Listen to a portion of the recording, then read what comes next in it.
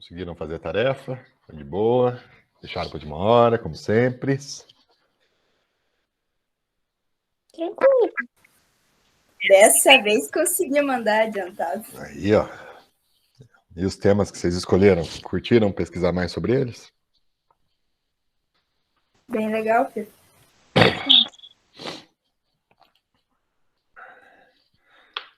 O interessante da agenda da ONU, né, dos Objetivos para o Milênio, das ODS, etc., é que muitas vezes elas saem da discussão política, né? A gente é enxovalhado aí com as notícias, né? Escândalo e não sei o quê, e usa máscara e não põe máscara, né? E o que é interessante é que as ODS, né, como elas são compromissos da nação, né, compromissos internacionais, compromissos que chegam orientando as políticas ministeriais e assim por diante, elas funcionam independente da conjuntura política. Então, por exemplo, né, se um determinado país incorpora a sua política à alfabetização universal, mesmo que venha às vezes um desmando do governo no momento, como aquela estrutura foi absorvida, os projetos dela continuam funcionando, apesar dos desmandos, às vezes retirada de recurso, né? Então, elas cumprem aí um papel bem interessante, que é uma mediação, né, entre a fragilidade institucional desses países que sofrem com a influência política direta da administração pública, né, com indicação de cargo, etc., blá, blá, blá, mas ao mesmo tempo mantém uma agenda propositiva, né, uma agenda que alça assim, o futuro, o que vamos fazer, o que vamos pensar, que objetivos a gente vai atingir, que muitas vezes o governante nem chega a ler. Né? Se tiver debate de presidente, é só perguntar sobre alguma ODS, você vai saber se o candidato está preparado ou não. Né?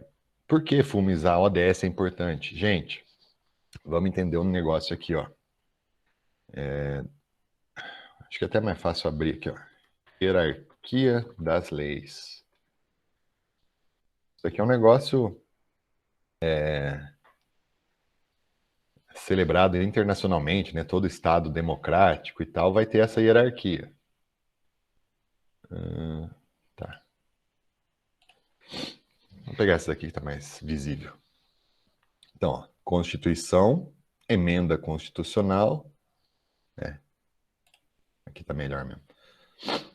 Emendas constitucional e tratados internacionais sobre os direitos humanos, né?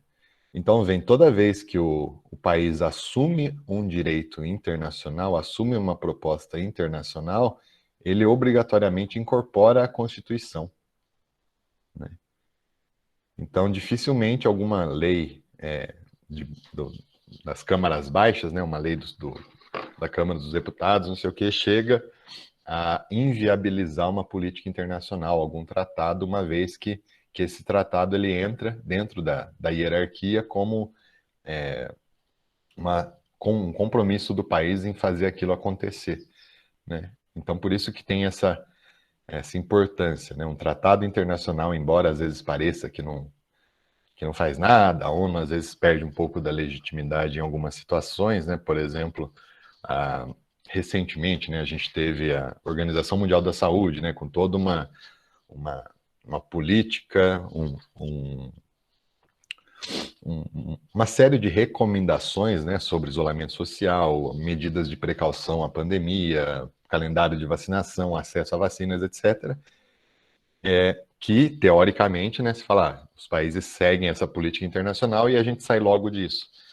Só que tem, né, obviamente, esses retrocessos, mas imagina se não tivesse o papel dessa organização, né, se não tivesse um argumento de contraposição tão forte quanto esse. Né? Olha, a Organização Mundial da Saúde, ou seja, algo que é avalizado por toda a rede médica do mundo, né? Os maiores especialistas colaboram com a ONU.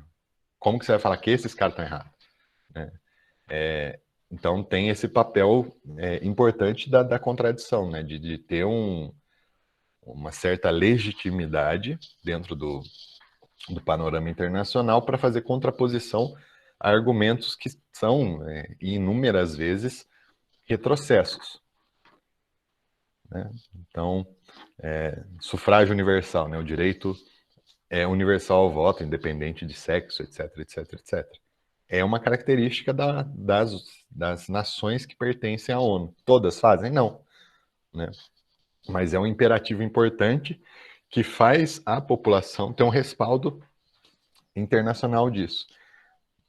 Então, obviamente, se vocês imaginarem teocracias, né, aqueles regimes onde não existe nenhum tipo de eleição, etc., etc., esse país não participa da ONU, geralmente, né? Ele não faz parte do escopo da ONU, por não aderir aos seus princípios básicos, que seriam a Declaração Universal dos Direitos do Homem.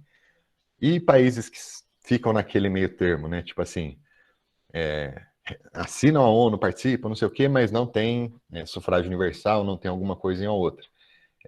Essa é a mediação que rola, né? Então, se ele assina um acordo internacional, ele tem uma tendência, pelo menos, a esse diálogo, a abrir esse tipo de discussão interna. Se ele nem isso faz, né? Aí debandou. E também, uma coisa que é importante a gente sempre exercitar, você nasce em um país, né? Então você vive a cultura de um país, cria determinadas características sociais, afetivas que aquele país proporciona, né? Um jeito de ser, e cada país tem o seu, né? Então coisas que a gente concebe como naturais para outro país é estranho, né? Coisas que o outro país faz a gente pode conceber como uma maluquice. Então a gente tem uma diferença cultural que a gente não pode falar, ó, o nosso é o certo, o deles é errado. Não, né? A gente tem que também abrir uma certa margem assim de pensamento, de entendimento, partindo de um pressuposto, né, inclusive que é uma tradição diplomática brasileira, né? Então é algo que a gente trouxe para o mundo, né, um legado brasileiro da diplomacia para o mundo, que é a autodeterminação dos povos. Por quê? Porque não existe ditador nenhum sem, pelo menos, um apoio popular. Não existe, né? Não dá para conceber que o cara seja ultra ditador, blaster, que consiga suprimir todo mundo à força, uma população de milhões, e todo mundo obedeça e não esteja nenhum tipo de revolta, de guerra civil, né? Não, né? Isso é inconcebível, você imaginar. Então, o povo, muitas vezes, né, dentro disso, vê naquele sistema, que para a gente pode parecer contraditório, uma coerência. Para ele aquilo faz sentido, né? Como você vai, às vezes, julgar que, né, a China, uma nação aí de 5, 6 mil anos, baseada sempre na centralidade do poder, e tem 6 mil anos, cacete, não é tipo assim, um paizinho ali, não, 6 mil anos baseado na centralidade do poder. Você acha que vai chegar agora, vai falar, ó, democracia é o must. E justamente agora onde a China enfrenta uma prosperidade, né? Então, tipo assim, seguir um sistema imperial centralizador durante toda a história. Nunca teve uma outra mudança. Sempre foi um imperador, sempre foi centralizado, sempre foi um poder baseado na personalidade ali de uma pessoa. E sempre funcionou, porque senão não tinha 6 mil anos, né? Já tinha acabado antes. Aí chega hoje, no momento mais próspero da história da China, né, do ponto de vista material, e fala: seu ditadorzinho de merda, por que não tem uma democracia? Porque não faz parte da cultura, né? Não dá para a gente transpor a cultura. Sempre que faz isso, dá cagada, né? O nosso jeito ocidental, europeu, americano, latino de pensar é um jeito. E de outra pessoa, de outro país, vai ser outro. Mas o que vai falar, olha, esse sistema desse país é desse jeito, é a coesão entre, né, um poder estabelecido, um establishment político, e a aceitação popular disso.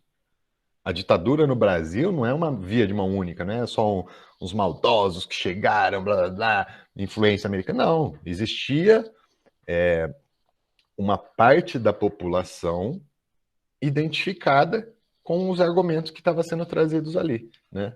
E principalmente Porque este período, né, tanto das ditaduras na América Latina, né, quanto que a gente vai entender nessa aula aqui, que é a Guerra Fria, ele é marcado por uma disputa, né, desses campos ideológicos, que embora tenha acabado a Guerra Fria, a gente tem essas repercussões até hoje, né? A gente tem no Brasil discursos extremamente agressivos, tanto de esquerda quanto de direita, né? Existe uma rivalidade, algo hostil de ambas as partes.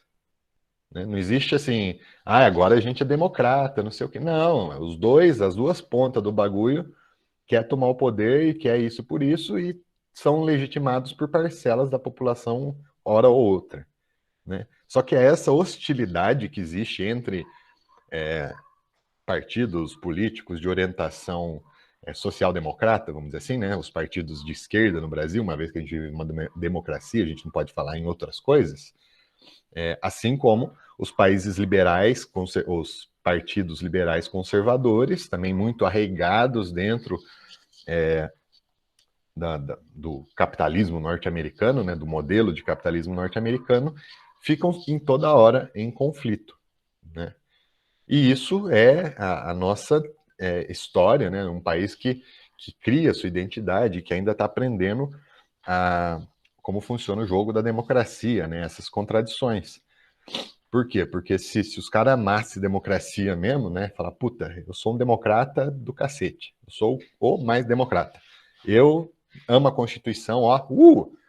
Primeiro, não se motivariam tantas emendas constitucionais dentro do sistema político, né? Porque se é uma Constituição, você não quer ficar rasgando ela, colocando lá post-it para colar em cima de outra, né? Passando corretivo para apagar e mudar. Se é um negócio que você ama tanto, você não fica disso. Então mostra que esse amor constitucional é meio que piada, uma vez que todos os sistemas políticos, ao seu tempo, fizeram emendas à Constituição. Então esse documento não é tão amado, embora todo mundo fale, tem que preservar a Constituição, ele não é tão amado no Brasil quanto ele é em outros países. A Constituição americana, por exemplo, é a mesma lá nunca conseguiram mudar. Né? Não, a Constituição francesa também quase não mudou. Né? Então, ela permanece como uma lei geral, bem de diretrizes, de coisas normas, e deixou as outras leis menores regularem para evitar esse desgaste da Constituição. A nossa, a todo momento, tem emenda à Constituição. Né? A todo momento, né, quando a gente ouve emendas à Constituição, a gente está ouvindo assim, ó, estão rasgando nossos direitos fundamentais, estão mexendo nos nossos direitos fundamentais. E isso, para a gente, não pega nada. Por quê? Porque a gente não tem essa tradição imbricada constitucionalista, né? A gente tem uma tradição de favorecimento, né? De uma tendência a favores políticos. Quando um político asfalta tua rua, a pessoa não tem uma noção assim, ó, que bom que você fez seu serviço, afinal você foi eleito para isso. Você não fez mais que obrigação. Não, a pessoa vira ídolo. Meu Deus, esse cara asfaltou minha rua, ele é ótimo. Bicho, o cara foi eleito para trabalhar pro povo. Se ele fez, é obrigação dele. O problema é se ele não fez. Se ele fez, ele não tem mérito nenhum. É o trabalho dele fazer. Já não, a gente, como a nossa história democrática, os coronéis e tal, sempre foi essa lógica do favorzinho, do jeitinho, da ajudinha, do terreninho, da casinha dada. Então, os nossos direitos, eles não vêm nessa noção de uma conquista coletiva. Ele vem de uma noção de um favorecimento individual. A pessoa ganha uma casa de uma política de Estado, né, de habitação. Então, o Estado como um todo, todas as pessoas trabalharam, imposto, não sei o que, juntou para fazer uma política de dar decência para a pessoa, de dar acesso à casa, para a pessoa não ficar na rua, para a pessoa sair do aluguel. Então é o Estado fazendo, né? Não é o político. O filho da puta que pega a chave lá para entregar, acha que ele é o fodão. E todo mundo que recebeu concorda com ele. Fala, ó, você é um, é um político de bom coração, ninguém nunca deu nada para mim, eu ganhei uma casa, você é o cara, eu vou te amar para sempre. Né? Essa política, né, esse paternalismo é comum na nossa história democrática. Se vocês olharem em volta, vocês vão ver isso sendo reproduzido a todo momento.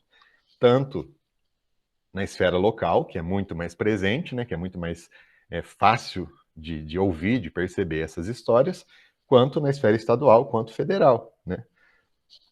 Um determinado corpo de trabalhadores, por exemplo.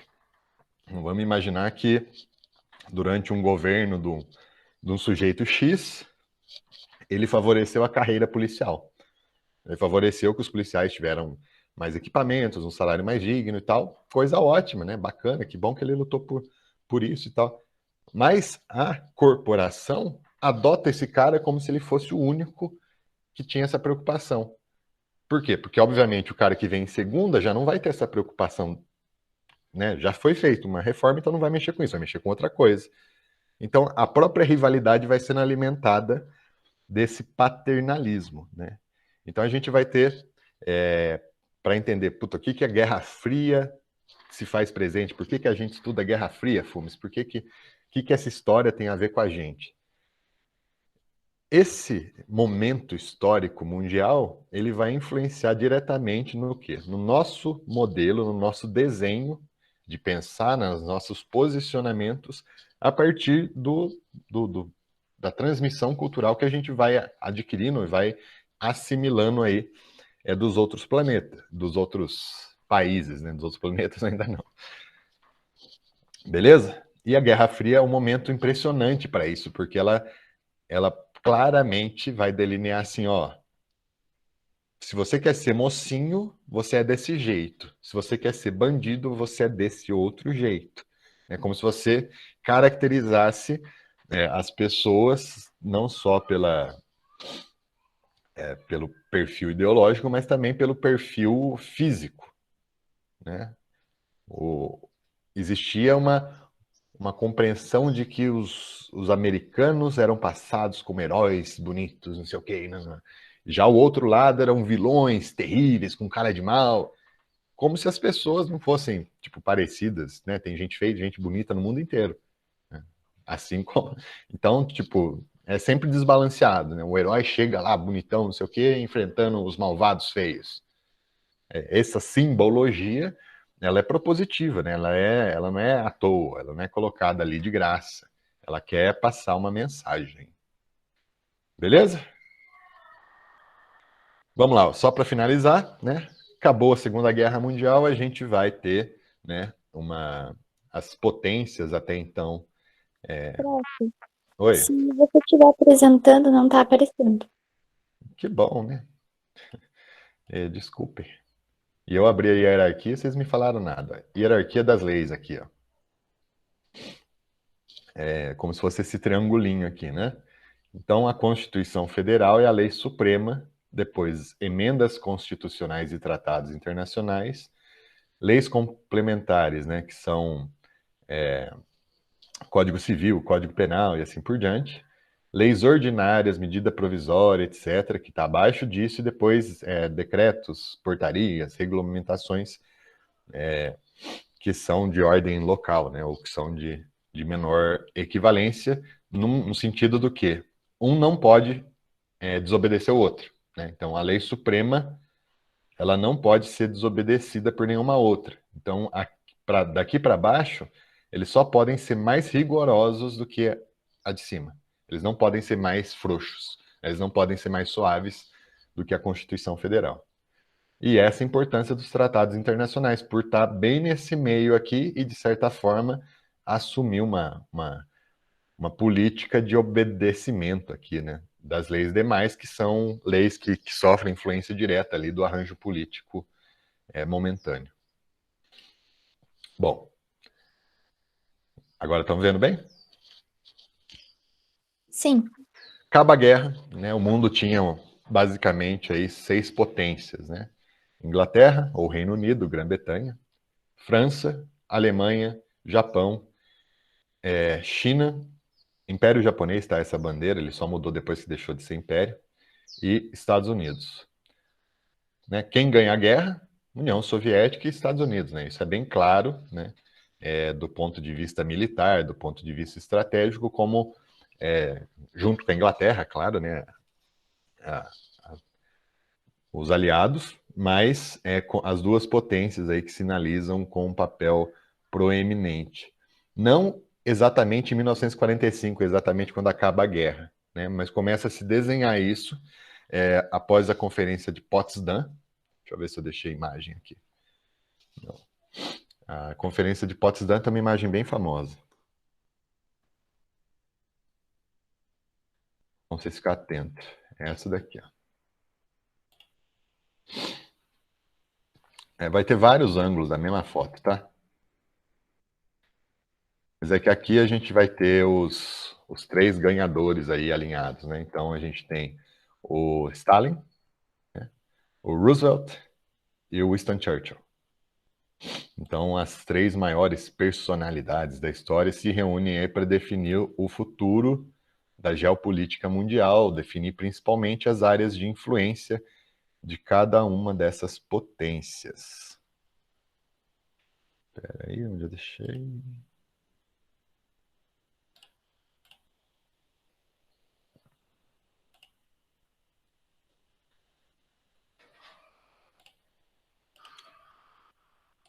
Aqui. Então, 45, joga a jujuba atômica lá em Nagasaki e Hiroshima. Então, os Estados Unidos, por essa demonstração de força absurda, se lança como potência, né? Bota um ponto final na guerra.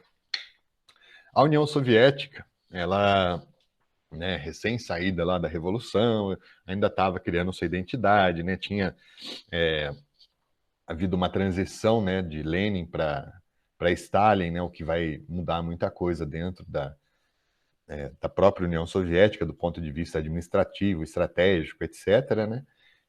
Mas a gente não vai entrar nisso agora, a gente entra nisso quando estudar a economia da União Soviética.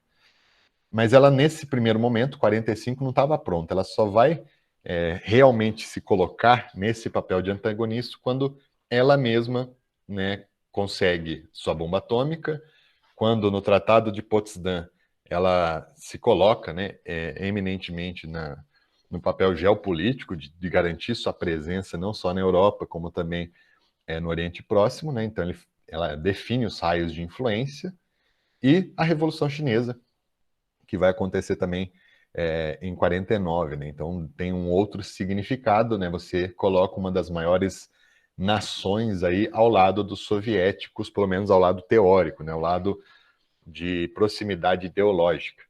De tal forma que se a gente, qualquer país que se imaginar, nunca vai entrar em guerra contra Rússia e China ao mesmo tempo, né? Por quê? Porque a Rússia, potência militar, é disparado, né, uma das maiores potências militares, então difícil mesmo de guerrear contra eles, e a China, o maior exército do mundo. Pensa, se tem 1,2 bilhões de habitantes. Se a gente imaginar que o serviço obrigatório é para todos, né? Então, dessa população, entre 18 e 50 anos, a gente tem uma população apta à guerra na faixa aí de 500 milhões de pessoas. Então, parem para pensar, o que o Brasil tem de população, a China consegue ter de soldado, né? Então, imagina descendo aquela cambada de chinês, tudo com metralhadora, você não sabe se a pessoa é uma ou se ela é a mesma, porque eles parecem. Então, é uma guerra conturbada se envolver nessa política. E essa tensão vai gerar esse momento de instabilidade, né, conhecido como Guerra Fria, tá? Então, sempre tem levem essa possível variância das datas, né? Ou de 47, que consideram o Tratado de Potsdam, ou 49, a Guerra Chinesa. O fim pode ser considerado a queda do Muro de Berlim, em 89, ou o final mesmo, né, da União Soviética, né, que desmembram os estados que a compunham, e aí surge a Rússia, né, enquanto país aí. Então podem ter essas variâncias de data, mas a gente tem que entender a Guerra Fria entre esse período final da Segunda Guerra Mundial, fim da União Soviética, né? Que basicamente a gente tinha duas forças no mundo. Por isso que esse período é chamado de período bipolar ou de bipolaridade. Tem uma palavra que vocês devem gravar, ter na mente para a vida, é que Guerra Fria significa bipolaridade. Por quê? Porque com isso você já consegue destrinchar todos os outros, as outras consequências, né? Então seriam como se fossem duas pessoas que se odiassem, cada uma falando da coisa ruim da outra e a todo momento, só que elas são muito fortes e não querem brigar. Então elas ficam se provocando, mas nunca vão brigar, porque não vale a pena brigar, né? Seria muito perigoso brigar. Então a gente vai entender como que se deu essa disputa do campo ideológico e quais foram as pseudo-brigas, né? Ou brigas que eles entraram apoiando, né? Para mostrar ali seu poderio militar, e as quase brigas, né? Quais momentos eles quase cruzaram a linha e talvez pudessem ter dado início à Terceira Guerra Mundial, né? Primeiro campo que a gente vai explorar é o campo ideológico, né, da propaganda e da mídia. Ambos praticavam, de modo ostensivo, uma propaganda contra o outro, né? Isso pode ser percebido Estados Unidos contra União Soviética, né? Então, tem vários filmes de zumbi que mostram que, né, os zumbis soviéticos chegam lá pra gente, nos americanos. Vários. O mais famoso dessa disputa é o Rocky Balboa versus Drago, né?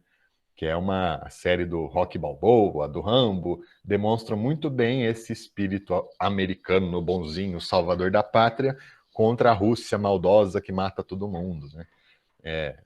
Então, essa personificação das nações através disso, né?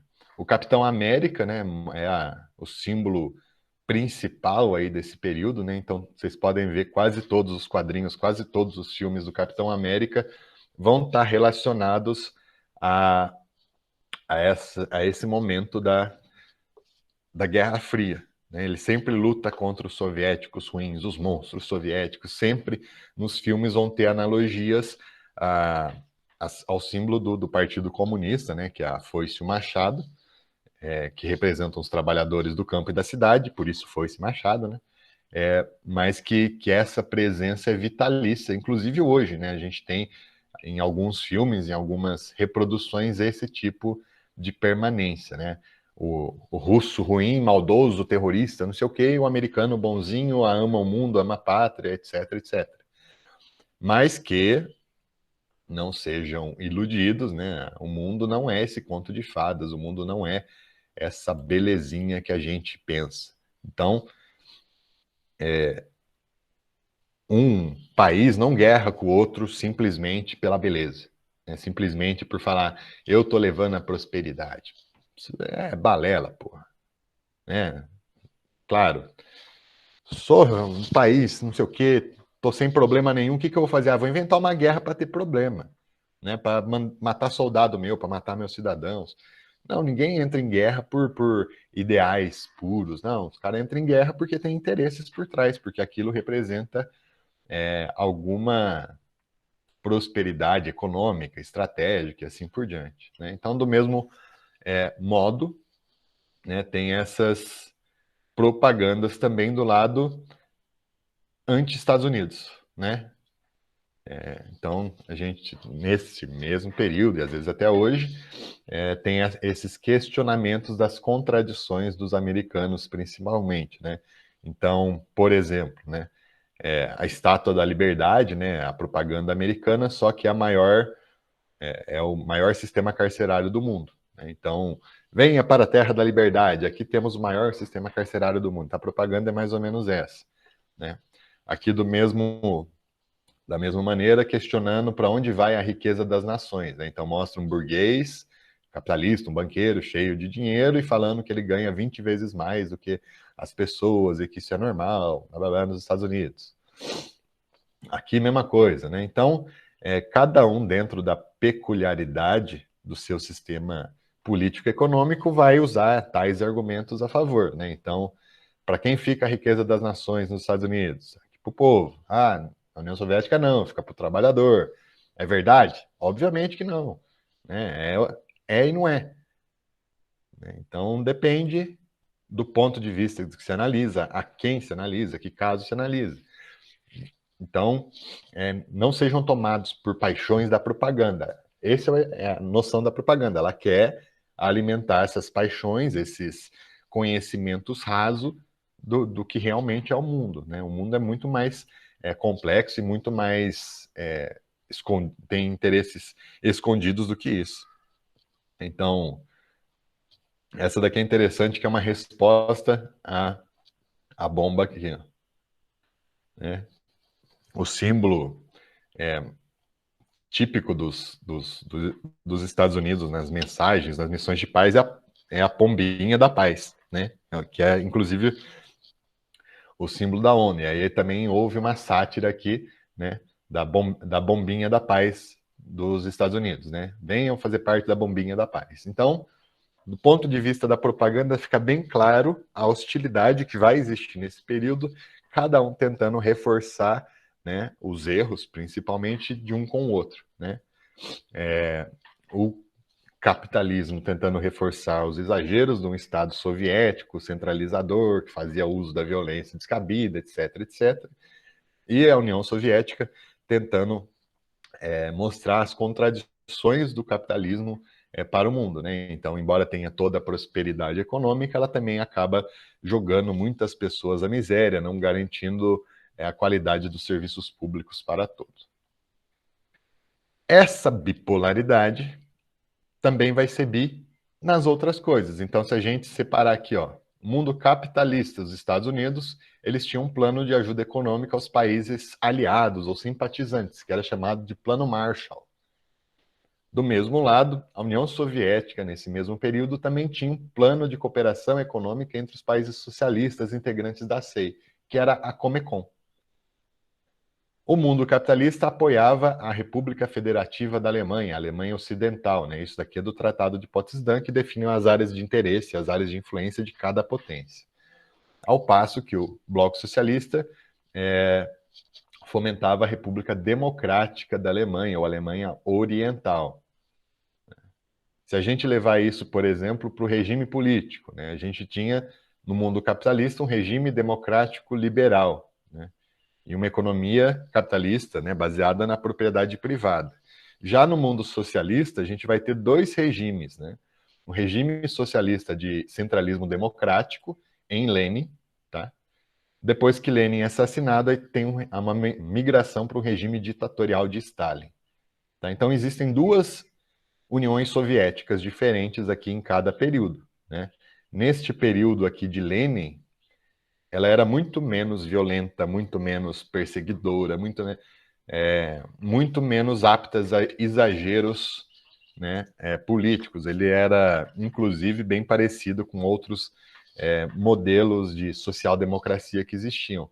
Diferente, ou que existe até hoje, né? A Noruega é um exemplo de uma social-democracia de base leninista. E vai falar que a Noruega é um país socialista? Não. Né? Então, é relativo isso daí e tem que sempre tomar cuidado. Diferente do Stalin, que foi um regime extremamente violento, né? Não sei se vocês chegaram até a aula com o Anderson Prado? Não, né? O Anderson, ele foi um professor do IF de História, e a pesquisa dele é sobre o Holodomor, né, que é a crise de fome na Ucrânia causada pelos soviéticos. E mostra muito bem esse período de agressividade, de perseguição que o regime ditatorial de Stalin provocou, né? A professora, ele deu tipo uma palestra esses tempos, muito legal o livro, o trabalho dele. Ele contando como que ele conseguiu as fotos, nossa, nem dá para acreditar, parece filme. Não, é doído. Tem uma das depoentes lá que ele narrou para a entrevista, eu não dormi bem depois que eu vi os depoimentos, as histórias da mulher, que ela foi perseguida pelos nazistas, com a invasão da Polônia e da Ucrânia, e depois pelos soviéticos. Então ela foi vítima dos dois maiores regimes de opressão da história na Europa. Ela foi vítima do nazismo e do stalinismo. E daí ela erradicou no Brasil e tal, mas, porra, você vê o que ela fala de fome, de ter que se alimentado do próprio irmão para sobreviver. Isso daí é um negócio que não concebe uma boa noite de sono a ninguém, gente. Ó. Imagina Daí você ter... ele mostrou, tipo, eles tinham tirado umas fotos que ficava tudo branco e preto, né? Daí eles fizeram uma restauração e dava pra ver numa ferrovia o nome das pessoas nas malas. Nossa, achei muito legal. Isso é bem... É triste, mas é legal. Tipo, você conhecer. essa é a importância de estudar a história, né? De conhecer para a gente não repetir as mesmas barbáries, né? Hoje, se qualquer um que imagina que uma pessoa está comendo outra pessoa, né? Literalmente, né? Mordendo e tal, consumindo a carne, já é um negócio assim que a pessoa fica, caralho, canibal, não sei o quê. Só que não é exclusivo desse momento, né? A perseguição dos turco-otomanos ali no Kurdistão, que seria hoje ali o Kurdistão, matou mais de 10 milhões de pessoas e que teve de gente comendo gente para tentar sobreviver também foi um absurdo. Então é por isso que é tão importante esses trabalhos aí para reconstituir a memória, né? E a economia socialista, propriedade coletiva. Então, não existe propriedade privada, todas as propriedades, todas as casas, todos os negócios pertencem ao Estado e são direcionados ao bem comum. Na teoria é bonito, na prática, obviamente, a gente encontra os humanos e isso nunca vai funcionar. Então, é condenado aí a falência, né? Esse modelo que foi implantado pela própria característica humana, né? A gente é egoísta, tem algumas coisas da nossa natureza. E, obviamente, foi piorado ainda mais por um regime ditatorial que vai lá enxovalhar. Mas vale lembrar que mesmo esse sistema contraditório aqui vai promover um avanço tecnológico e material tão grande quanto o mundo capitalista ali até os anos 70. Então, eles têm uma equiparação tecnológica, mesmo sem competição, sem empresa privada, não sei o quê, que vai durar até os anos 70, muito pau a pau, né?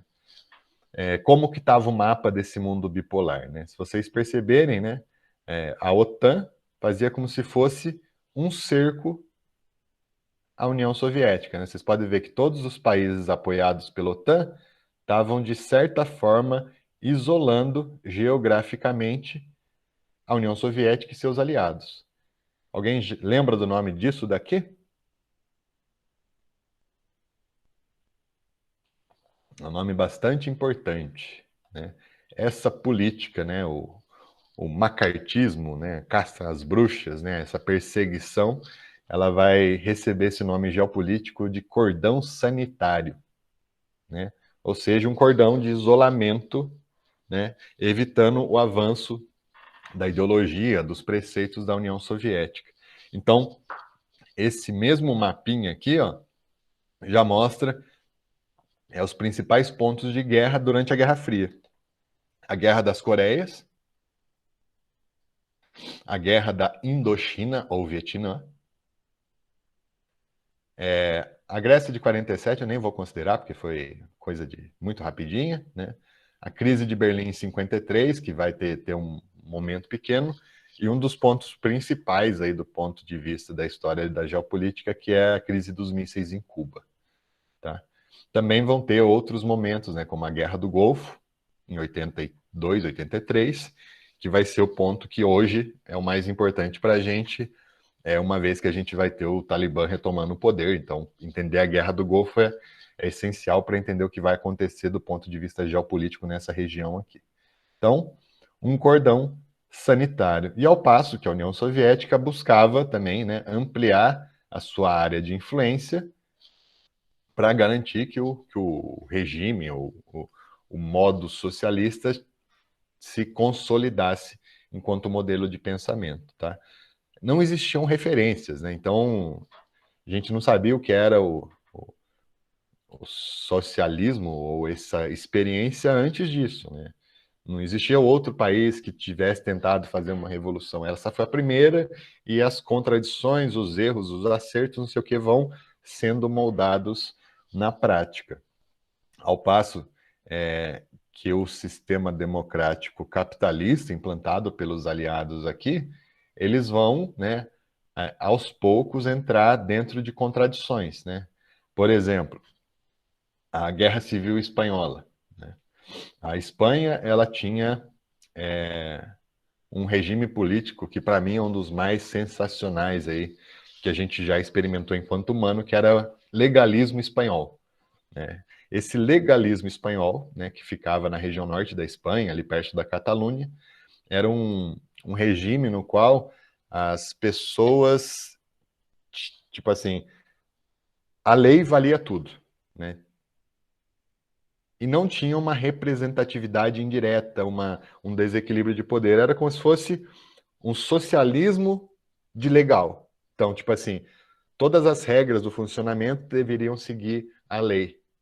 Então, funcionou bem pra caralho. Tipo assim, pra vocês terem ideia, a Espanha virou a menina dos olhos da elite cultural mundial. Então, todo mundo que pensava que morava em Paris, os artistas, Picasso, Hemingway, todo mundo foi para a Espanha. Todo mundo foi viver esse novo mundo, essa nova concepção de sociedade. Aí o que aconteceu? Os caras olharam e falaram, velho, se esse negócio dá certo, fudeu para nós. Aí, a União Soviética, os Estados Unidos apoiaram um ditador para dar o golpe na Espanha e lançar um regime ditatorial. Então, tipo assim, o país que apoia a democracia vai lá e apoia um ditador para fazer valer seus interesses.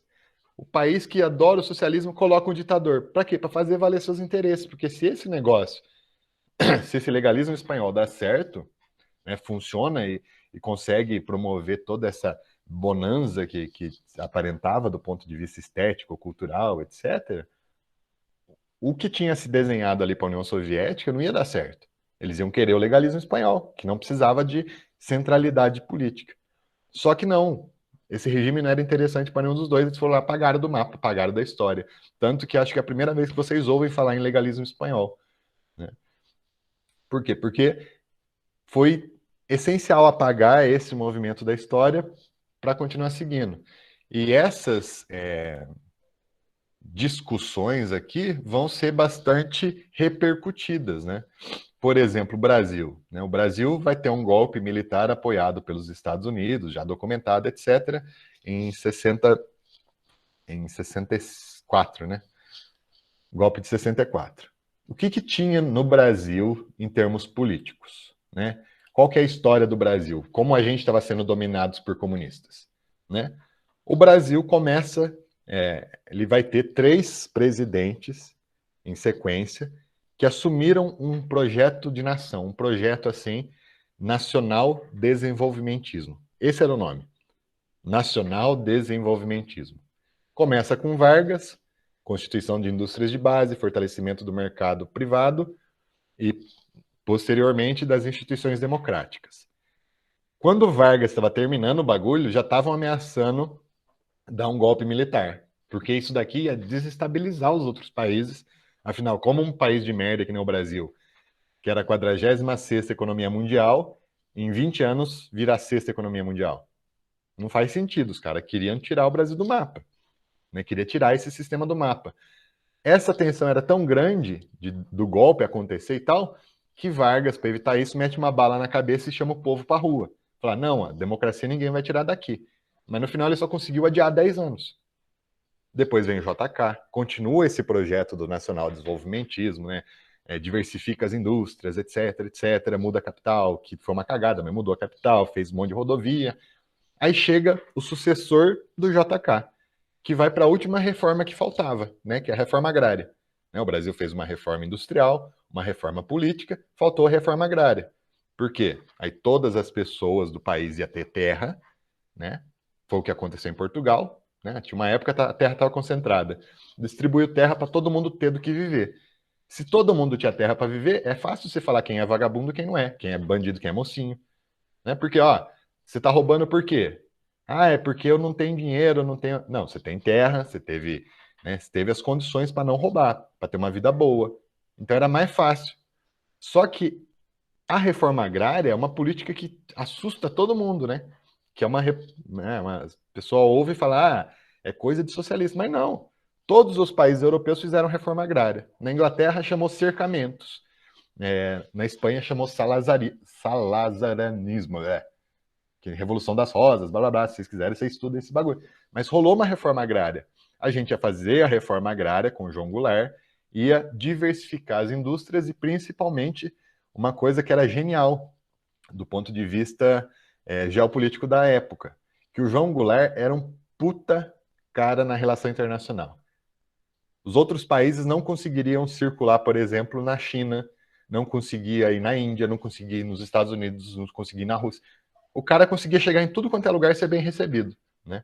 E essa característica é que faz o Brasil hoje ainda ser o cara que abre a ONU, né? A nossa importância diplomática é isso. E olha as cagadas que a gente fez depois disso.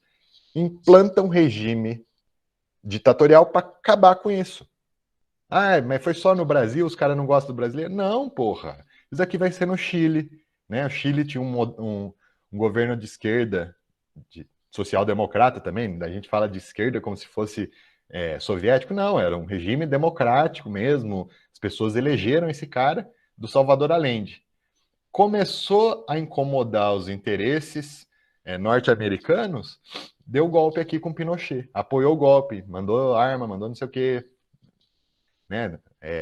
Instigou os militares a tomar o poder, fez propaganda da população a concordar que aquilo era certo. Porque, obviamente, vocês acham que um MR-14, ou seja, 14 nego, jovem, 23 anos, 25 anos, 28 anos, que tinham ali, né, feito um atentadinho, umas coisas que é importante, né, inclusive do ponto de vista histórico. Vocês acham que eles iam conseguir, eles, tomar o poder, convencer toda a população que isso era certo? Porra, bicho. Não consegue, né? Diferentemente do que ocorreu, né? Os meios de mídia foram convencidos a estar de um lado e apoiaram o golpe. Apoiaram um golpe militar que significou, em termos político-econômicos, um retrocesso aí para o Brasil em 30, 40 anos. Né? A gente deixa de estar entre as grandes potências e é jogado de novo lá para trás. Né? Então, é só um agravante. Essa ideologia aqui de, se você for igual eu, você vai dar bem, é tudo hipocrisia, gente, né? Não tem uma benevolência, nenhum país é bonzinho, ultra bonzinho. Eu amo vocês, por isso eu vou levar o bem. Não, velho. É tudo interesse próprio, o país se interessa nisso, né? Acha que aquilo é um ponto de vista estratégico. Por que os Estados Unidos têm tanto interesse na América Latina, né? Bem simples, ó. Se o cara quer ter uma influência global, né? Então, esse país aqui quer dominar o mundo, né? Quer chegar em todos os lugares do mundo, quer estar presente em todos os lugares do mundo. Aonde ele tem que evitar que tenha problema? No quintal dele. Então, presta atenção aqui, ó. Cuba está do ladinho dos Estados Unidos. Então, Cuba seria um enorme problema de instabilidade, assim como qualquer país da América Latina. Se isso daqui está a favor, os Estados Unidos podem alçar voo de vir enfrentar guerra aqui, de vir encher o saco na África. Por quê? Porque o quintal de casa está bem protegido pelos aliados. Nenhum desses países vai conseguir, né, atacar diretamente ele, porque aqui está tudo amiguinho, né? Está tudo pacificado. Então, quanto mais pacificado se está a vizinhança, maior é a sua atuação do ponto de vista internacional. É por isso que a Rússia não abre mão aqui dessa região da Ucrânia. Por quê? Porque ela perde o acesso ao mar Mediterrâneo e, perdendo o acesso ao mar Mediterrâneo, ela fica vulnerável do ponto de vista geopolítico. Então, ela não quer abrir mão desse controle geopolítico, mesmo hoje, né, com o mundo muito mais pacificado. Mas o interesse privado, né, o interesse da nação prevalece nas relações internacionais. Poucos países arbitram, né, atuam de ponto de vista de diminuir as diferenças, de tentar entrar, de conseguir a conciliação. Os únicos países que têm esse perfil diplomático são Brasil e França, né?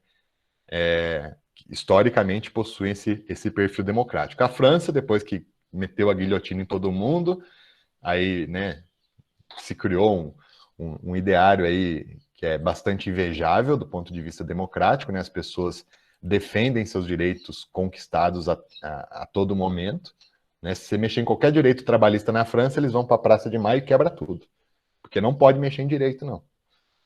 Tem o melhor sistema de ensino do mundo, mas estão sempre exigindo mais, querendo mais. Por quê? Porque é isso, é o que um povo tem que fazer, né? Um povo democrata, né? A França, ela foi a nação que doou os principais símbolos aí de democracia para os outros países, né? A Estátua da Liberdade, o Cristo Redentor, blá, blá, blá, foram doados pela França, né? Beleza? Mas isso é só curiosidade. Voltando aqui para a Guerra Fria. Então a gente tem um mundo bipolar onde as duas potências interferem sempre que possível em outros problemas do mundo, sejam dos seus aliados, sejam de novos aliados, né? Eles buscam demonstrar essa diferença, né? A conferência de Alta aqui, que define as áreas de influência, ocupação, a foto famosa, viu essa foto aqui? Vocês têm que minimamente lembrar desses personagens, ó, tá? Fica de olho no Stalin, que ele é o que ajuda a puxar pela memória. Na Conferência de Potsdam, né, nessa que define as áreas de influências, em 1949, tem a definição aqui da onde seria a zona de influência de cada uma, né? Então, a gente tem uma zona soviética, uma zona americana, francesa e inglesa, né? É um novo colonialismo aqui na Alemanha que havia perdido a guerra. Obviamente, essas diferentes Alemanhas aqui vão acabar tendo uma certa unidade capitalista, embora estejam sobre raio de influência diferente, né?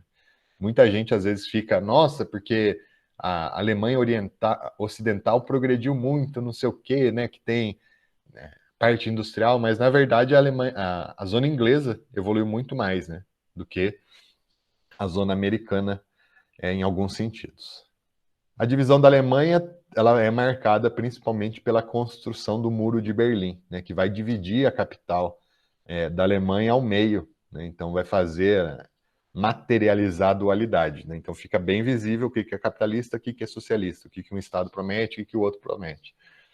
E principalmente, né, quando Stalin começa a se tornar ainda mais agressivo no seu regime, aí essa cena fica muito mais perceptível, vendo as pessoas tentando fugir de um lado para o outro, né, da oriental para o ocidental.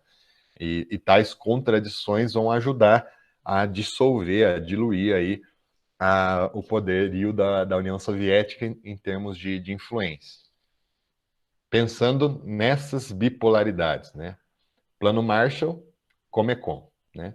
Os dois buscando assistência financeira e estratégica aos países aliados, né? Um lado capitalista, um lado socialista. A doutrina Truman, né?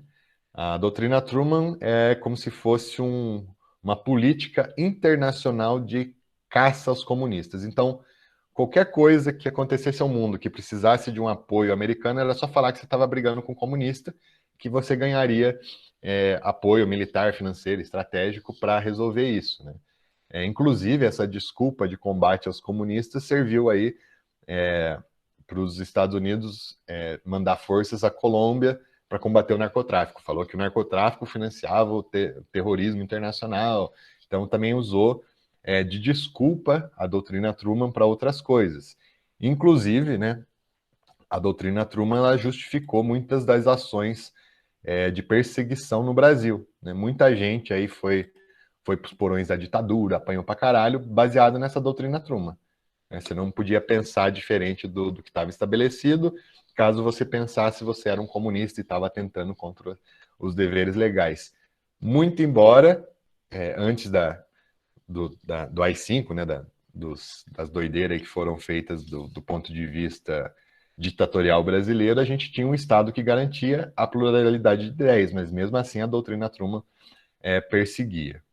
E do mesmo modo também tinha o Cominform, né, um comitê de informação dos partidos comunistas e operários, né, que era uma contrapartida às benesses dos americanos. Falaram, oh, não vai confiando nesse povo, não, ele mostra que está tudo bem, não sei o quê, mas depois eles vão tirar seu sangue, né? Então mostra, cada um ao seu modo, os seus argumentos favoráveis e desfavoráveis. Se eu perguntasse aqui para... Deixa eu ver quem não tem ponto, né? Vamos dar chance. Alguém que não tem ponto. Alena, Aline, Hilda. Oi. Vamos lá. Se você tivesse que vender um país capitalista, qual argumento você usaria? Tem que convencer as pessoas que o capitalismo é bom. Que ele tem bastante lucro. Tá, então vamos traduzir em progresso material, né? Então vamos dizer que as pessoas têm acesso a bastante produtos, né? Vamos falar que você está fazendo a propaganda para outra pessoa, ó, seja capitalista você também. Aí qual o jeito melhor de você convencer? Você mostra que você tem o Nike, que você tem o iPhone, que isso mostra um diferencial social, né? Você é uma pessoa mais estilosa. Então você vende pela imagem do consumo, certo? Agora, se você é um país socialista e você quer convencer a pessoa que o socialismo é bom, como que você vai vender? Não dá para você vender o consumo, porque o consumo é igual para todo mundo. Então, todo mundo não tem um iPhone, mas todo mundo tem um Motorola G2.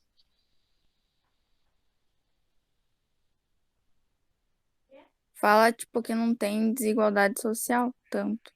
Isso. Bem, é perfeito, né? Então, o argumento de um vai ser pela prosperidade material, né? As coisas que você pode ter e, consequentemente, as coisas que você pode ser tendo essas coisas, né? E o outro vai apelar para o sentimento coletivo, né? A ideia de que você não vai ter acesso a isso, né? Obviamente, eles não fazem a propaganda, ó, no capitalismo você tem acesso a tudo isso, aqui você não tem. Não, né? Mas, né, você vai ter a noção de que ninguém ao seu lado vai estar passando fome, todos vão ter acesso a uma moradia. Então, os argumentos de cada lado, eles vão ser atrativos, né? Dependendo do perfil da pessoa, né? Se uma pessoa ela é mais sociável, né? Se ela é mais cristã, vamos dizer assim, né? Mais humana nesse sentido de querer ver as outras pessoas bem, ela vai se sentir mais atraída ao socialismo. Se a pessoa é mais motivada pelos sentidos do ego, né, do se sentir melhor, do se parecer mais bonita, ela vai ter um direcionamento a mais pelo capitalismo, do ponto de vista geral, assim, das ideias, né? Mas, do ponto de vista prático, os dois vão fornecer os mesmos níveis de qualidade de problema, né?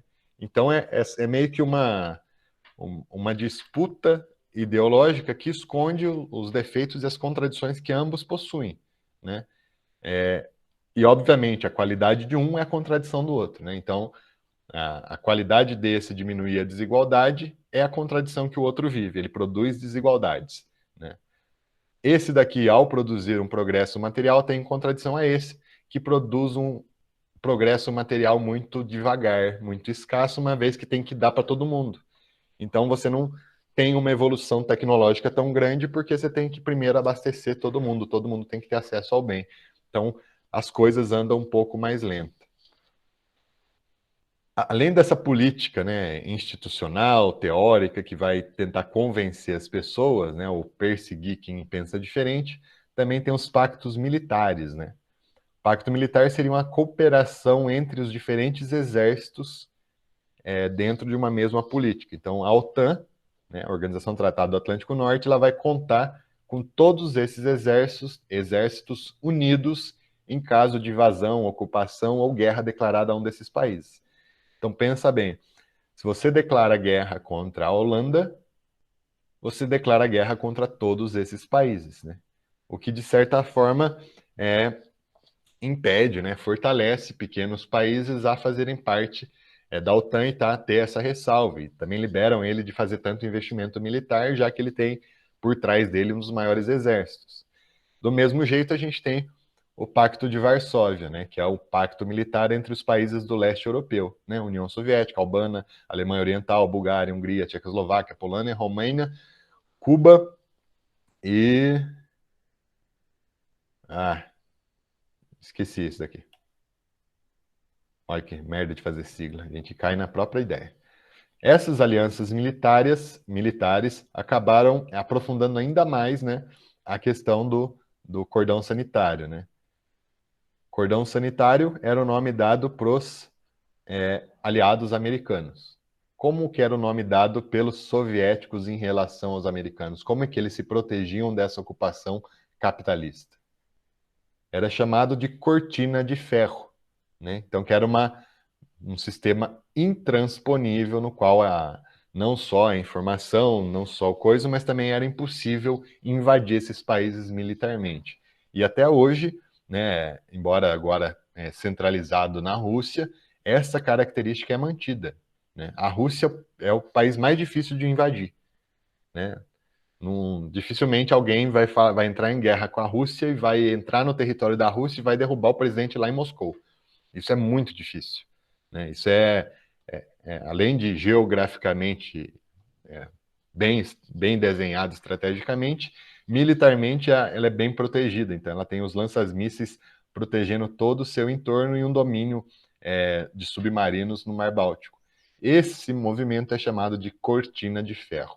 Então, ó, o que é importante quando vocês estão pensando em bipolaridade, fazendo as anotações no portfólio, é separar duas colunas: Estados Unidos, União Soviética, e vir o que um faz, o que o outro faz, tá?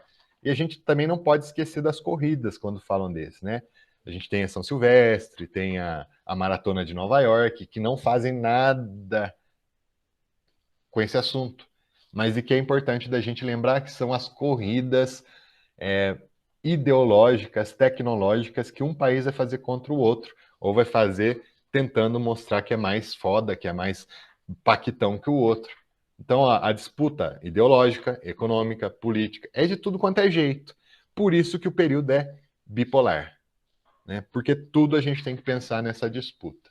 Na corrida armamentista, né, não só de um proteger contra o outro, mas também de um mostrar que era mais forte que o outro, ambos os países vão desenvolver tecnologias, ora um na frente, ora outro atrás, né? De ponta no sentido de destruição, né? Capacidade militar. Então, os Estados Unidos vai lançar seus porta-aviões fudidíssimos. A União Soviética lança seus submarinos nucleares. A Força Aérea Americana lança o F-14. A União Soviética lança o MiG-35, que são aeronaves que são pau a pau do ponto de vista tecnológico e tal, e até hoje tem grandes vantagens militares, até hoje são vendidas de tão boas que ficaram essa competitividade. Os mísseis intercontinentais também, né? A União Soviética consegue descobrir essa tecnologia primeiro, os Estados Unidos ficam tremendo na base, porque ele pode meter uma ogiva nuclear e jogar lá em Nova York. E os Estados Unidos demoraram para conseguir chegar perto dessa tecnologia, até hoje não são tão bons nisso. Então, a corrida armamentista vai alimentar um cenário de extrema instabilidade, porque os caras ficavam botando pilha mesmo, bicho. Você foi lá e inventou uma bomba fodida. Então, a gente teve a bomba atômica lá em Nagasaki e Hiroshima, poder destrutivo de cagar um coco, né? 200 mil pessoas mortas. Aí você fala, caralho, né? A gente chegou no limite ali, né? Vamos parar de brincar com esses brinquedos. Não. Os caras também inventam uma tal de bomba de hidrogênio, uma bomba H, que é 20 vezes pior que a bomba atômica. Aí coloca lá, em vez de colocar, sei lá, 1 tonelada para explodir, ele fala, ó, vou colocar 100 gramas só para ver o que acontece. Estoura lá no meio do deserto. Filma e fica postando no jornal. Olha como a gente é foda. Olha o que acontece. A Rússia pega, tem uma ilhinha lá no Pacífico. Vocês estão vendo? Sabe aquela ilha desabitada, paradisíaca? Veja lá. Pum, não existe mais. O cara some com uma ilha, né? Então, esse período vai ser marcado também por um constante temor, porque uma hora ou outra um ficava mostrando as demonstrações de poder. Do mesmo jeito, vai ter uma corrida pelo domínio do espaço, né? Os dois também queriam não só arma, mas também chegar à Lua, mandar o cara para o espaço, né? E aí a gente vai ter, nessa disputa, uma grande evolução, né? A gente não conseguiu tão rapidamente conquistar o espaço se não fosse essa disputa ideológica, né? Então, em 57, a gente tem o primeiro satélite artificial no espaço, o Sputnik, que dava para ser ouvido até 2002, mais ou menos. O Sputnik vinha com uma mensagem maravilhosa, de muita paz e muito amor. Pip, pip, pip. Professor, meu cara só mandou para o espaço um satélite que faz pip. Mas porra, pensa que evolução, um cara não conseguia chutar uma bola em cima do muro, do nada manda um satélite, consegue receber a informação que ele está mandando. Isso foi uma puta evolução, né? E, obviamente, os próximos satélites aí vão ser equipados com novas ferramentas, não só de fotografia, de espionagem, como de comunicação. Então, isso vai significar um grande avanço. Também tem o primeiro ser vivo no espaço, a cachorrinha Laika, né? Ela chega no espaço e tal, mas depois volta morta, tadinho, né? Aí os Estados Unidos lançam o Explorer 1, né? Que foi a primeira vez que alguém tenta chegar no espaço e tal, mas não dá certo, né? Explode e tal. E em 61, aí chega o primeiro homem no espaço com a União Soviética, naquele mesmo foguete que o Marcos Pontes foi, que é o Soyuz, né? Então é um foguete aí que funciona até hoje para mandar a gente para o espaço, que vai ser o Yuri Gagarin. Então o primeiro homem no espaço é russo também, né?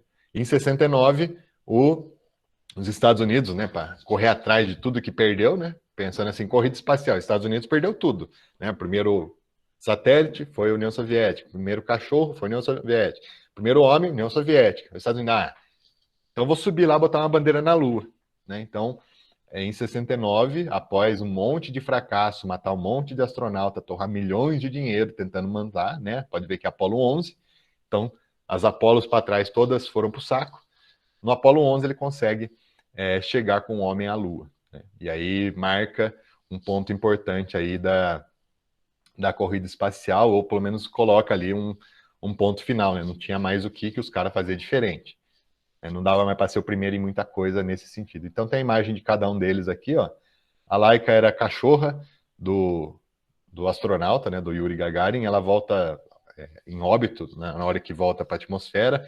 Provavelmente ficou se debatendo e tal, porque não era para ter morrido, né? Tanto que o cara vai no mesmo lugar e não morre.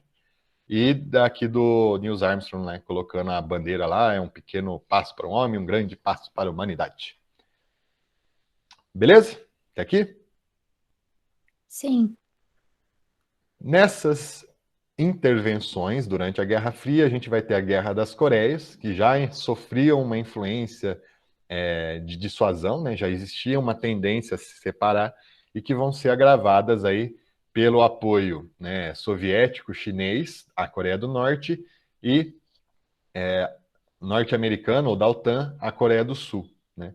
Essa guerra, ela termina com cessar-fogo, porque não ia dar certo, né? Se eles... Primeiro que é um território bastante difícil de disputar, aqui tem uma cadeia montanhosa. E se eles fossem avante em um sistema de bombardeio, os dois países iam sumir do mapa e não ia acabar a guerra. Tanto que a Guerra das Coreias, ela termina com a separação das Coreias mesmo, né? Então, a Guerra da Coreia, né, que era uma só antes, se divide em duas Coreias e meio que acaba em um pacto que até hoje permanece uma certa instabilidade, né? Então, Coreia do Sul e Coreia do Norte vivem um quadro de instabilidade desde então, né? Coloquei algumas imagens aqui para ilustrar. Guerra do Vietnã, né? É um país... Professor, Oi. uma coisa. Eu tenho que sair agora. Daí eu posso. Pera aí. Deixa eu pôr a chamada aqui, daí você já... Aí, muito obrigado, professor.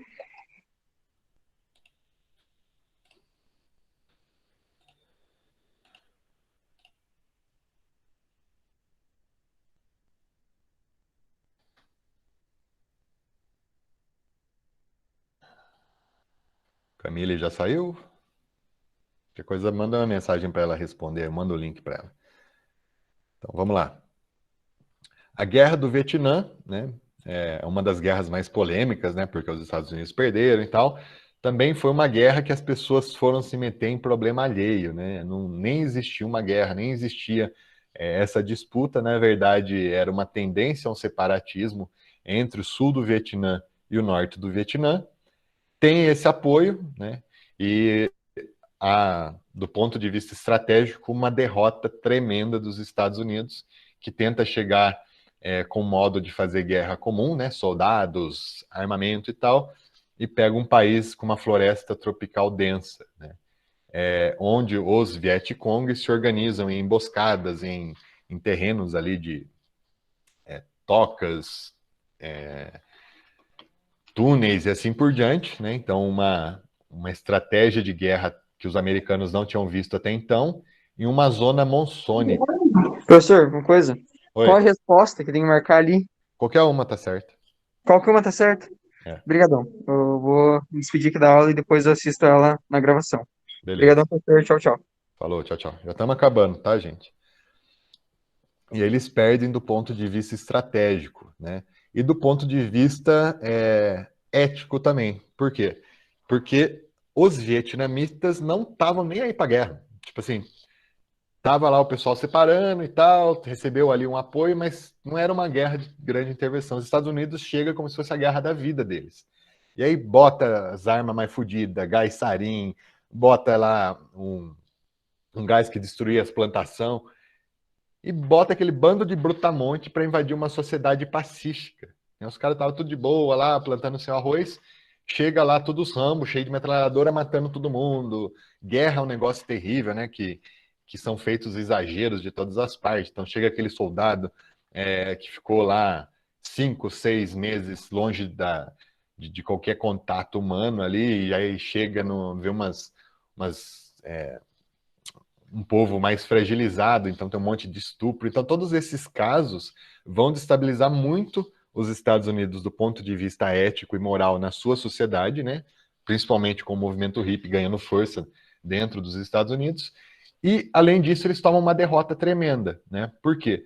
O Vietnã, ele fica na zona de monções, ou seja, 4 meses do ano chove todo dia, toda hora, sem parar, chove o dia inteiro. Fica chove, chove, chove, chove. Não tem o que fazer. Chove o ano inteiro. Esses 4 meses chove o dia inteiro. E imagina os caras com equipamento de guerra não adaptado a esse ambiente, numa floresta que nem a Amazônia, cheio de chuva. O que os caras pegaram de doença, né? E morreram do jeito mais idiota, né? O Vietnã não precisou nem se esforçar muito, porque os próprios americanos acabavam se matando nesse sentido. É a guerra mais vergonhosa aí da história Tipo dos Estados aquela Unidos. do Napoleão. Tipo a do Napoleão, nesse nível aí, só que essa daqui foi bem feia. Inclusive, quem gostar aí de filmes, documentários, tem um que é maravilhoso, que se chama Sob a Névoa da Guerra, que vai mostrar, é um depoimento, né, 10 lições ou 11 lições do Robert McNamara, chefe de Estado, né, o chefe de guerra dos Estados Unidos durante a Guerra do Vietnã e a Guerra do Golfo. Então é o cara que, tipo assim, comandava os ataques, os orçamentos, esses bagulho, ele explicando o que foi feito e admitindo um tanto de cagada que ele fez. Né? Que ele fez não sozinho, mas em conjunto, que ele aceitou, que ele tentou dar uma palavra contra e não deu certo. Então é bastante interessante para entender não só o Vietnã, como a Guerra das Coreias, a crise dos mísseis em Cuba. Sob a névoa da guerra, tá? É bem bacana esse filme. E aqui tá algumas demonstrações dos exageros que os caras cometiam. Então imagina, uma população de boa, né, pacífica, agricultora, do nada chegam uns caras, né, com um equipamento militar exageradamente dimensionado para o tipo do conflito e com as últimas tecnologias de morte. Né? Então tem lança-chamas, imagina os caras passando com isso daqui, tacando fogo em todo mundo, tudo quanto é floresta, que delícia. Essa imagem aqui que choca o mundo, que é uma menininha atingida por uma napalm.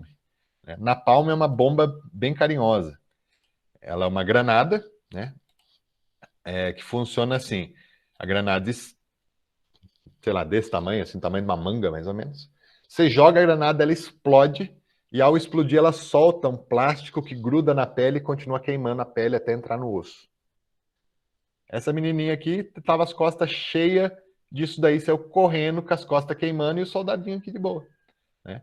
Esses exageros aqui dos Estados Unidos vai desestabilizar e muito internamente o apoio à guerra dos Vietnãs, o que vai baixar a bola, né? Dos Estados Unidos nesse jeito de fazer geopolítica por um tempo. Né? Então eles acabam ficando quietos por um tempo por causa desses desmandos da guerra do Vietnã. Também tem intervenções na Grécia e Turquia, né, que desse apoio aí, principalmente por estar localizado próximo aqui aos aliados soviéticos, e também tem esse apoio pontual. A caça às bruxas, que eu acabei já falando para vocês, né? E aqui, chegou a crise dos mísseis de Cuba.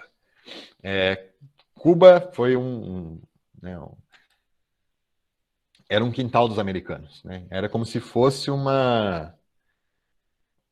balneário Camboriú com jogos, né, com cassino para o Brasil.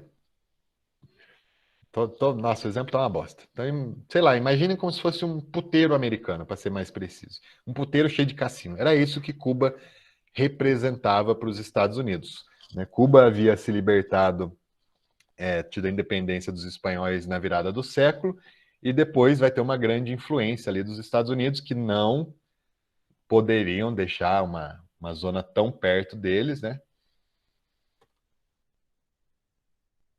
na mão de qualquer um.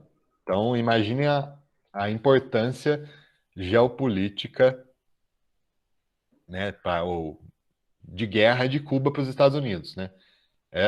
Cuba pode bloquear os Estados Unidos, tanto no Mar do Sul quanto qualquer circulação aqui no Mar do Caribe, além de travar a principal rota de transporte de cabotagem dos Estados Unidos, que é sair da costa oeste, passar pelo Caldo do Panamá e chegar na costa leste, né? Ou comércio internacional, sai da costa oeste, atravessa aqui, vem pelo Pacífico entregar as coisas da Ásia, né? Então, isso representaria, do ponto de vista geopolítico, uma grande derrota. Tanto que ele tenta fazer sua presença constante em Cuba até a Revolução, onde Castro e Che Guevara depõem o ditador Fulgêncio Batista, apoiado pelo americano. Só que, né, essa resposta aqui, né, essa revolução, ela não foi bem aceita pelos americanos, e o presidente JFK manda invadir. Invade Cuba lá, toma de volta. Só que eles são derrotados por Cuba, que possuía algum tipo de organização a ponto de conseguir derrotar estrategicamente os Estados Unidos, que obviamente tinha um apoio popular, né? A população também tinha essas contradições como o que existia antes dos Estados Unidos. E com essa derrota, né, com essa invasão, com essa não respeitabilidade da Revolução Popular, que foi em Cuba, Cuba se alia, obviamente, à União Soviética, que era o principal antagonismo aos Estados Unidos, como uma forma também de botar os pingos nos is, né? Evitar que os Estados Unidos invadam novamente, assim por diante, né? Tanto que em 62, esse tipo de postura aqui vai provocar uma crise nos mísseis, né? Que basicamente consiste no quê? A União Soviética, para garantir que Cuba não fosse mais incomodada pelos Estados Unidos, mandou lá os lança-mísseis. Falou, se os caras enchem o saco, você fala que você está com o lança-míssil aqui, aperta e foda-se. O cara não vai mais encher o saco. E, ao mesmo tempo, daí a OTAN vai lá e coloca míssil na Itália virado para a União Soviética. Não satisfeito, o Kennedy, né, inocente, fala, já sei como mostrar que eu sou fodão. Eu vou fazer um bloqueio naval em Cuba. Quero ver eles falar que consegue fazer alguma coisa. Aí eles vão lá, estacionam a frota naval americana em volta de Cuba, fazem um bloqueio naval a uma ilha. Pensa bem, uma ilha, o jeito que ela tem de se comunicar com o mundo, de trocar com mercadorias é pelo mar. O cara vai lá, bloqueia e achou que ia ficar tudo de boa. Achou que o país ia se render, achou que o país ia falar, nossa, libera aí, deixa eu passar. Não. Aí o cara ligou e falou, você tem certeza que você está fazendo isso, bicho? Quem que é esse cara que ligou? É o Nikolai Khrushchev, liga pro Kennedy. Ô, irmão, o negócio é o seguinte, você pode estar falando aí que está só fazendo uma manobrinha, mas isso é uma declaração de guerra. Você bloqueou uma ilha e dessa forma você está colocando o mundo à beira de uma guerra nuclear. Você tem certeza disso, irmão? O Kennedy achava que, tipo assim, ninguém vai mexer com a gente. Você acha que Cubinha, um país de bosta, vai querer não sei o quê? E quis mostrar esse poder americano. E nesse mesmo momento, os aviões de inteligência olham lá para Cuba e realmente tinha os mísseis. O cu do Kennedy ficou de que tamanho? Travou. Não passava mais nada. A hora que eles deram o alarme, né, que tem Raycom, é o nome da alarmes de emergência nos Estados Unidos. O Raycom 5 é ataque nuclear. Né? Então, tipo assim, já teve o ataque, Raycom 5. esse momento da crise dos mísseis chegou no Raycon 4, a iminência de uma guerra nuclear. Fala, puta, mas não aconteceu por quê? Por pura sorte, cara. Né? Claro que, né, teve o papel do João Goulart, ligou lá pro Kennedy e fala, cara, não brinca com esses negócios. Né? Os caras tentaram passar um pano molhado, mas tinha um submarino russo embaixo lá daquela frota do bloqueio naval, um submarino com as ogivas pronto para apertar o botão. E a ordem era, se faltar comunicação e se qualquer coisa sinalizar para um ataque, manda ver nos mísseis. E era só os 3 general concordar que ia mandar a jujuba atômica bem na cara dos americanos. A sorte é que um dos caras falou, não tá na hora, não vamos fazer isso, não sei o quê, e retirou, porque eles não tinham comunicação, né? Os navios americanos acabaram bloqueando a comunicação com Moscou. Então os caras estavam lá de submarino com ordem para atacar bomba se ouvisse qualquer coisa estranha, e por sorte decidiram não seguir em frente. Por um pequeno detalhe, por uma ligação ali, umas palavras certas que foram trocadas, evitou a Terceira Guerra Mundial. A crise dos mísseis em Cuba, esse momento fatídico que dura 6 dias, que colocou metade da população mundial numa situação de ausência total de vontade de defecar, porque o cu estava travado, morrendo de medo de morrer, foi definidor da nossa história. A gente só está aqui tendo essa aula do jeito que ela está, com as pessoas que elas estão aqui, né? Afinal, muitas pessoas poderiam ter morrido, graças à dissolução disso. Se o mundo entra numa guerra nuclear nesse período, muito provavelmente alguns de nós não teríamos chegado até aqui, tá? E tem aqui como foi dissuadido, né?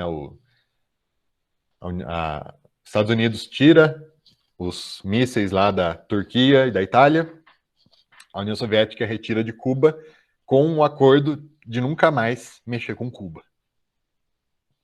Aí os Estados Unidos fazem um bloqueio comercial, então não deixa nenhum país que comercialize com ele comercializar com Cuba. Que acabou, né, praticamente um bloqueio naval isso daí, e que acaba deixando o país aí a grandes dificuldades, uma vez que é uma ilhinha pequena, sem muito recurso. Mas que é um desdobramento aí deste momento importantíssimo aqui. Tá bom? Além disso, tem os golpes militares, eu vou deixar aqui para vocês, mas não vai ser relevante nesse momento, né? O que vai ser relevante nesse momento, do período da Guerra Fria, o que a gente tem que prestar atenção, são as guerras que cada um interviu, e principalmente o que a gente vai ver na próxima aula, que é a Guerra do Golfo, que vai fazer a gente entender como são esses conflitos, como o conflito, Guerra do Golfo, né, vai dar esses dobramentos ao que a gente tem hoje, que é a Al-Qaeda, que é o Talibã e assim por diante. Beleza? A União Soviética, dentro de todas essas características, ela vai, aos poucos, tendo maior dificuldade de acompanhar o progresso técnico, tecnológico dos países capitalistas, né? Por quê? Porque os países capitalistas eles têm uma vantagem da competitividade, né? Você chega para uma empresa privada, né, ou para 50 empresas privadas, fala, ó, o primeiro que conseguir desenvolver um míssil que chegue a 50 quilômetros, eu pago 1 bilhão. Vai ter 50 nego louco para ganhar 1 bilhão produzindo aquilo. Diferente de um Estado centralizador, né, que dependeria ali de um corpo técnico, e aí no corpo técnico às vezes tem um cara que tem uma ideia boa, mas ele é muito novo, aí o velho não aceita. Então, dificulta muito o progresso material nesse sentido, e as contradições de um regime ditatorial vão desfacelando a União Soviética até sua dissolução teórica, em 85, com a perestroika, que significa reestruturação, né, ou modernização do Estado soviético, ou capitalismo soviético, né, é esse momento, que vai consolidar em 89 a queda do Muro de Berlim, em 91 o fim definitivo da União Soviética. E, consequentemente, o fim desse período fatídico chamado Guerra Fria. E é isso. Gente, desculpa ter invadido, é que não dá para cortar o tema no meio, a Guerra Fria, que ela tem que ser esse batidão aí, todo esse conteúdo. Eu vou deixar a aula de hoje e shorts vídeos de cada uma das partes ali que eu já tinha gravado, bem resumidamente, para vocês, se quiserem fazer uma revisão e assim por diante. O tema que a gente viu até hoje vai estar numa avaliaçãozinha que começa segunda-feira. Tá? Daí segunda-feira eu libero o formulário para vocês e... Desculpem. E deixo até sexta. Ou até segunda, também não tem problema. Beleza? Aí seria a nossa primeira avaliaçãozinha. Então vai pegar os efeitos do neoliberalismo na América, não sei o quê, e depois a gente volta entendendo esse contexto geopolítico. Atrelem esse contexto geopolítico também ao contexto técnico, né? Então, do ponto de vista do que a gente estudou lá da primeira, segunda, terceira revolução, se em 1970 a Rússia não conseguiu mais acompanhar essa evolução tecnológica, basicamente a Rússia não conseguiu ir para a terceira revolução industrial, né? Resumidamente, assim, pô, o que aconteceu? Ela não conseguiu saltar totalmente para a terceira revolução industrial, né? Fez um monte de coisa, né? Inventou o celular, né? Inventou o satélite, então fez vários elementos, mas não conseguiu pegar esse corpo técnico e tecnológico da terceira revolução industrial e distribuir de modo ao mundo, ao consumo, à população, diferentemente dos Estados Unidos, que conseguiu fazer isso se tornar um consumo de massa, né? O cara desenvolveu uma nova pintura para o foguete, para diminuir a abrasão quando saía do espaço, e depois conseguiu inventar a panela de Teflon, que não gruda, né? Então, essa característica do sistema capitalista, né, de as inovações circularem com maior fluidez, foi o grande marco de defasagem tecnológica da União Soviética, junto com o sistema ditatorial, que tem todas as merdas que vocês podem imaginar, e fez os Estados Unidos se alavancarem enquanto potência com o fim da União Soviética até 2001, né, que é o atentado das Torres Gêmeas. Então a gente vai ter esse período chamado de Pax Americana. Mas não cai na prova, a gente cai só até a União Soviética. Beleza? Até o fim da União Soviética. Então, basicamente, reassistir as aulas, os slides e também os conteúdos ali indicados. Alguma dúvida, pessoal? Tranquilo, prof. Tranquilo? Muita informação na aula de hoje, né? Judiei de vocês. Senhora. Mas se vocês estão fazendo lá o portfólio, marca lá, bipolaridade, vai colocando o que cada um teve, né? E aí, nesse que vocês vão espalhando cada um, vocês já vão ter o contexto geral, então não tem muito erro. E é isso, não tem muito mistério. Entender como isso faz presente até hoje, né? Se a gente tem discursos tão apaixonados, né, do ponto de vista esquerda-direita, muito vem dessa guerra, né, desse momento histórico aqui, em que isso era alimentado a todo momento, né? Deixa eu parar a gravação. Se alguém tiver mais alguma dúvida,